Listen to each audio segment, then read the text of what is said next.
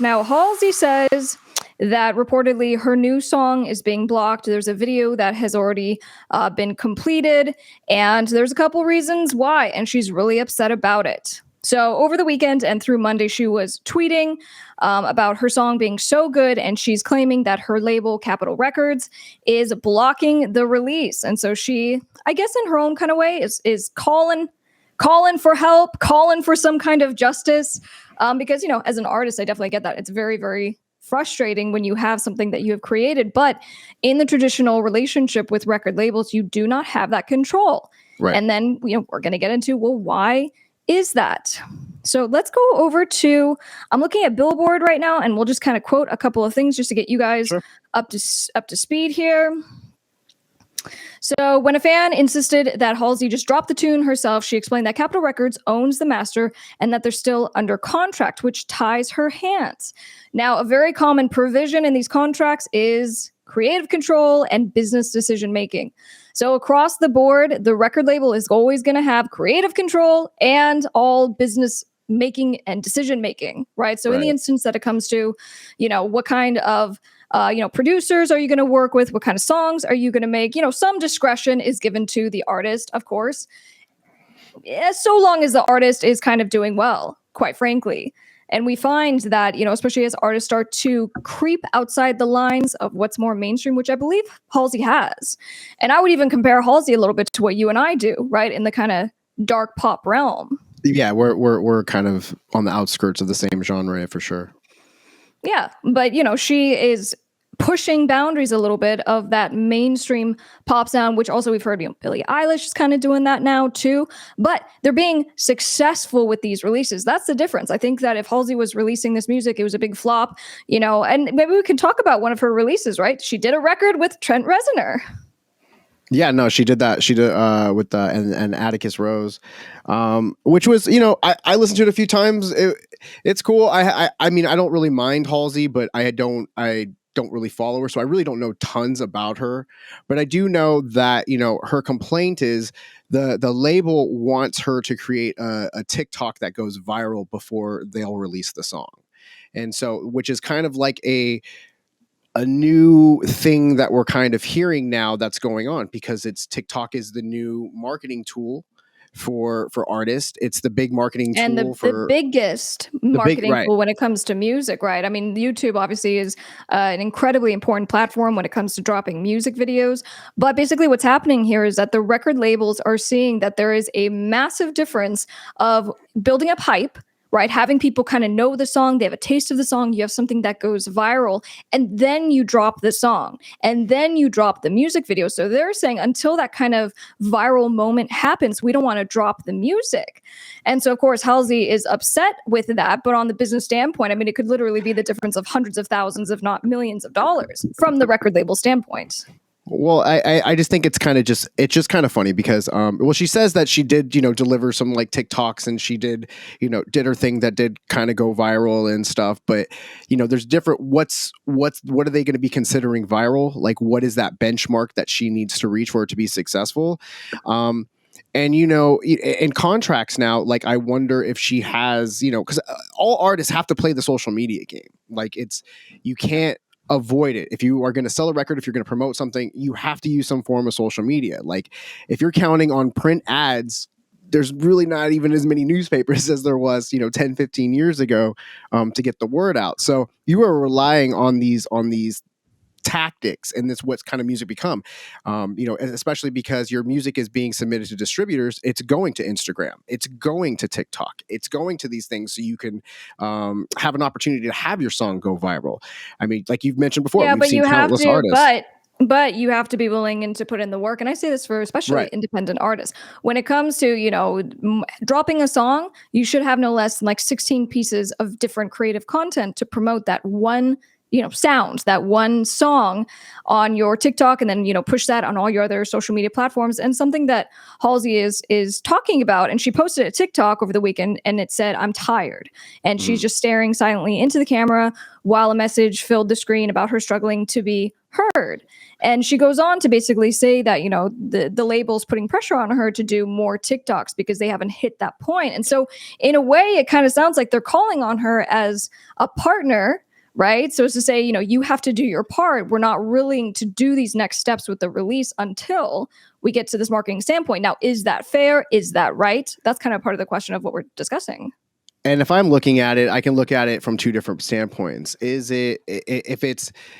I think you're going to see adjustments in the way that contracts are going to be written towards artists, because I could argue is if I'm Halsey, I'm like, if I'm looking at, say, again, like 10, 15, even 20 years ago, an artist would have to make a song, shoot a music video, do a bunch of interviews. A lot of those are actually like phone interviews, and go on tour. And that's how they would promote their music. That's all they would have to do it. Now artists are required to, be the song, do the music video, do the lyric video, do the visualizer, do all kinds of the press, what they have to do, go on tour, shoot live performance videos, shoot TikTok, social media, have all these posts done, photo shoots every day. Before, you'd wait to see your favorite artist in a magazine, like in an alternative press or a Rolling Stone magazine. And you'd get they would do maybe 50 photo shoots a year, maybe an artist or something like that. Now they're doing photo shoots, 6 days a week. Creating content and I agree with all of that. The game has completely changed, and the obligation of the artist has totally changed, because labels are not taking on the obligation anymore to be responsible for the promotion, right? So it's twofold. We're saying, number one, not only does the artist need to get their ass in gear and go make some fucking TikToks, but additionally, that shit needs to hit. Right. So we need to make sure that those pieces of content are doing well. And it's kind of a case study, right? Now, again, I'm prefacing all of this with the record label as the business partner. Contractually, they have the right to call all of these shots. Can't do anything and about I that. Can tell you, as an artist, that would drive me crazy. And that's why I'm an independent artist, because I want to have that ability to control my project. But that means I also don't have a record label behind me to potentially, once it is released, well, there's capital that's going to be infused into the promotion of that release. So I guess my argument is and maybe how things could be seen differently in the future is an artist would end up getting more of a percentage, since they're actually in charge of all the marketing.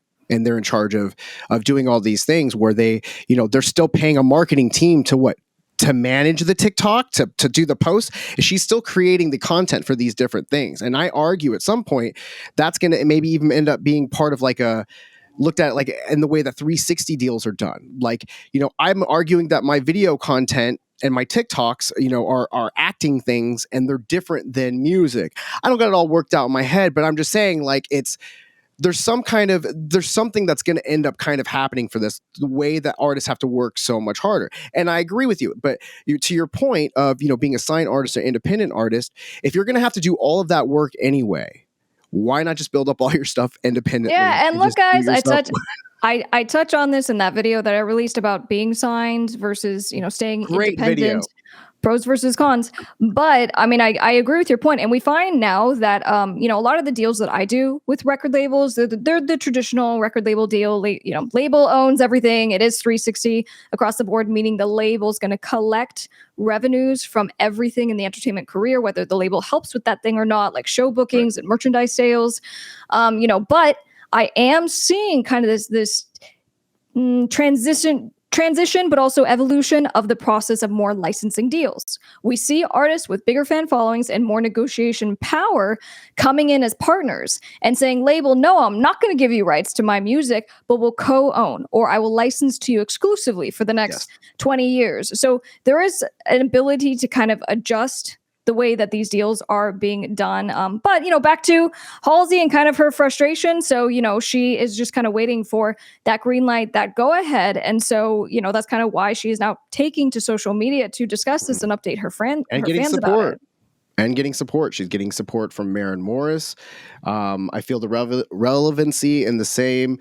Either way, artists in a partnership with a label can listen to the algorithm, virality data, look at the charts. But when we get to criticize, it's one size fits all grip on our art. Also, we created the sound they're trying to make go viral. So I mean, and then she had Florence for Florence and the Machine backing her up. So FKA Twigs. Charlie XCX. So she has a lot of artists that are coming to her, backing her up and going, the record label, they just don't like the way that that their deals are structured, where the record label just has such control over the music that's being released. But that's the main thing that happens when you go sign your music to a record label. So like, you can't be kind of shocked. Like, you can't be mad at that when they're making the decisions, when they made the other decisions that made you go viral. You got to trust the process. But at the same point, independent, building yourself up to where you have the ability to make those better deals, to negotiate those better deals, and then looking at these things, like knowing ahead of time. So now when you're paying attention to the industry, you're seeing this is going on. So if you have a contract in front of you in the next couple of months, make sure you hire an incredible entertainment attorney. You have them go explain to them, like, I'm nervous about if they're going to hold my music up because I don't have a viral TikTok video. Like, well, and make sure, number one, make sure you in fact have an entertainment attorney. It has to be someone who understands these deals specifically. But then number two, you need to make sure the attorney takes time to explain the entire contract to you, because I find that I do that for my clients. I'll spend an hour going through the contract and every nuanced, painful, headachy thing that needs to be discussed, that my artist is completely clear on what it is that they're giving up, what they're sacrificing in exchange for this deal. Now, from LinkedIn, we had a comment. Each artist has a different marketing footprint strategy. Brian May does Instagram as one way to reach out. To his biggest leverage seems to be live shows. You're both right. Yeah. So for a lot of artists, know the product, right? She's independent. She was signed with, a record label and was dropped from the record label, which was, as she says, the best thing that happened to her, because her career just kind of blew up after that, when she decided to embrace who she was as an artist, as a person. But she had that experience of being signed with a label, and a part of what has been very successful for her are her live shows. She tours, she sells out. And an artist like that LinkedIn profile brought up, Brian May is a legacy artist, being in Queen and all that kind of stuff. So he has his fan base is going to be is kind of locked in as well. So yeah, I agree that it's different marketing tactics for different artists. But at the end of the day, I guess my point is just, when you sign to a label, you sign over the rights to make those decisions. So it's just like, I don't know what the complaining is about. You knew what you were doing ahead of time, otherwise, or you didn't get an entertainment attorney that was good and can walk you through this thing. That's just my thing. No, and I understand that, but I definitely see from her standpoint, even if she was kind of on board with it at a certain point, you go, I am really a partner in this. Why am I not being treated as a partner? And I don't have any decision making. So, something will definitely continue. I just want to tag one thing on there.